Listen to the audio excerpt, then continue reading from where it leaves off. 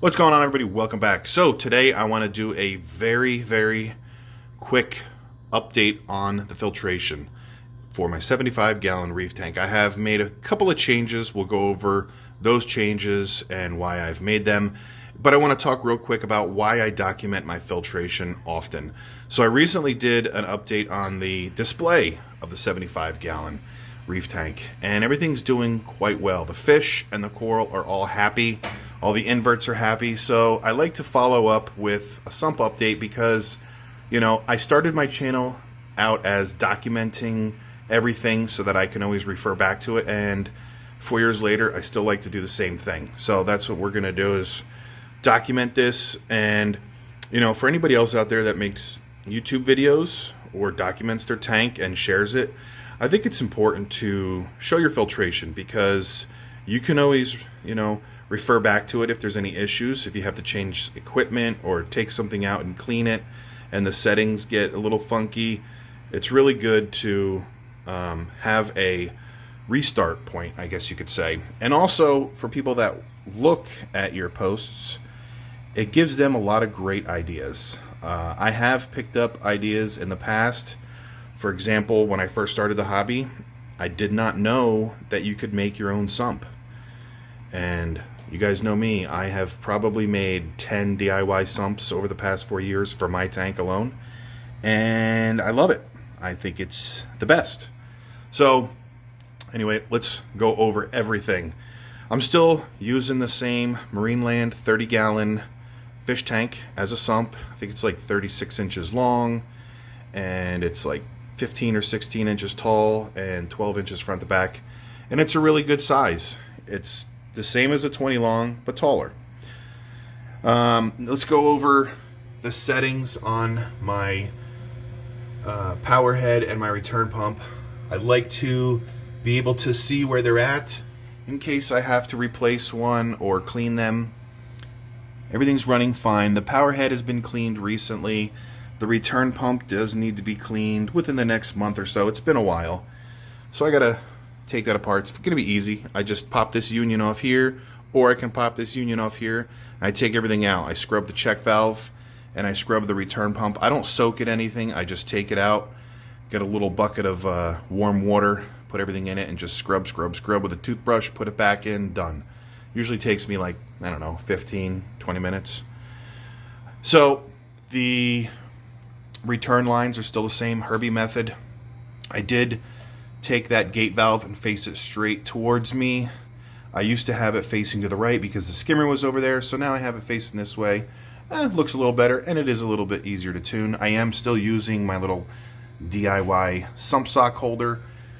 Those little white hooks holding the sump sock are from my daughter's toys. Those are like plastic little keychain things, I guess you could say, and some paracord with some zip ties. It's super easy. I just drilled some holes in the sump socks on all the sump socks, so this way I just hook it right in, pull it down, swap them out. Super easy. I did change the spheres around. As you can see here, there's this cage. They used to be all on the bottom here, just all piled up. The reason why I changed it is, so I did take some out, like I've said in the past. I took about 20 spheres out for the basement tank. I took about 20 out for the Dave's Nano tank, water box 20. And I did put some over here in the left section. That was for a buddy, but we dropped the ball and I forgot to bring those to him when I met up with him. So they're going to just sit there for now and cycle up. Now, a couple of people have asked me why I like the spheres so much.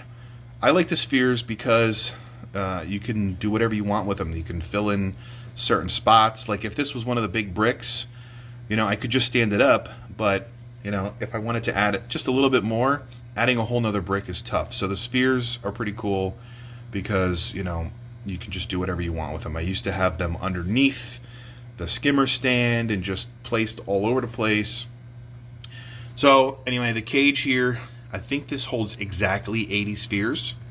I could probably throw like one or two more in there.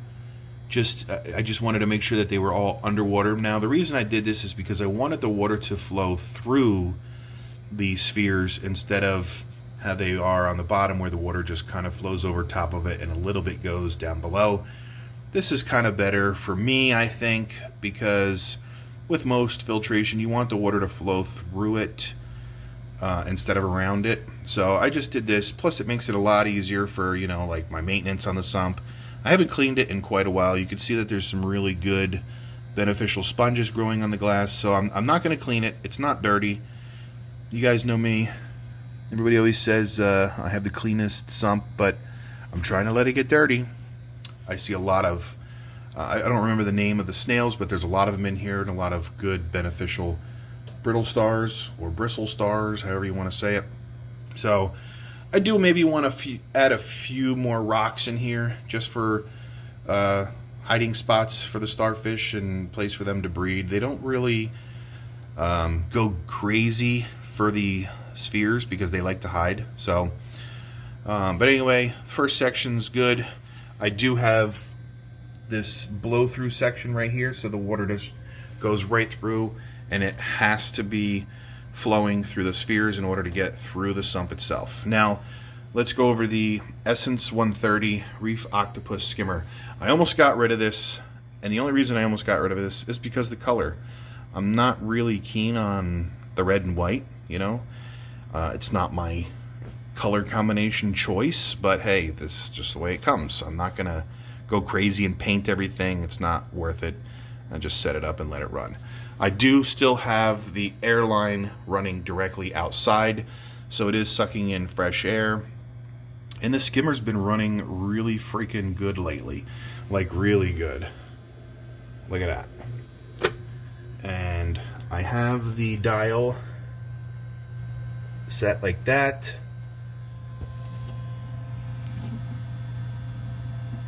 There we go, that's for me. But anyway, yeah, everything's been running good. There's no more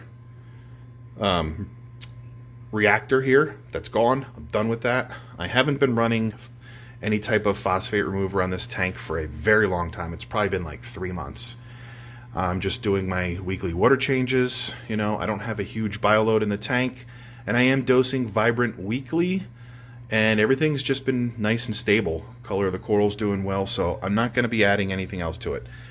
Now, this empty spot will be filled up in the very near future. For you guys that know me, I dose by hand every day, and I'm not going to be doing that anymore. I did get some Skimmer X1 single head dosing pumps, and I've been fussing around with them, and they are super accurate. I've been letting them run in the basement with just plain RODI water, and they're on point every day. So I am going to make that switch and go to a doser. So yeah, I know all you guys are like, it's about time, man. It's about time. And I'm going to go for it. I'm going to give it a shot.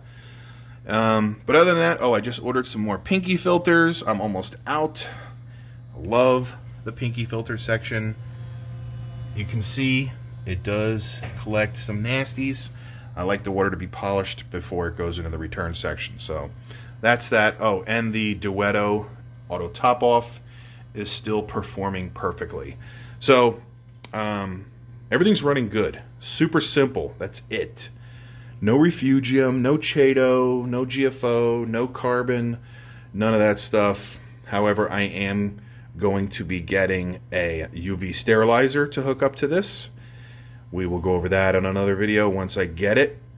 I would really like to plumb it in directly into here because I do have a union way in the back and I do have one here, so it would be very simple. I was thinking about running it maybe over this way, having the UV sterilizer sitting right here, you know, having the pipes come straight out, down into the UV sterilizer, it comes over and then up and then straight back into the display. And yeah, it seems kind of like it's going to restrict flow because it's coming down and back up again. But as you can see, I do have 3 more notches of power on the Jecod DCS 7000 return pump. So that's it. We're about 10 minutes in. That's as long as I want it to go. So that's my little filtration update for February 2020. Hope you guys enjoyed. If you have any questions, comments, recommendations, please leave them in the comment section below. And I will see you guys on the next one. Later. Alright, I just want to thank you guys again for stopping by. If you did like this video, make sure to give it a thumbs up. And while you're here, hit that little crab icon to subscribe to my channel. Hit the notification bell for any future videos or updates. And in case you haven't seen these two videos, you might want to click on one and check it out. Again, thanks for stopping by.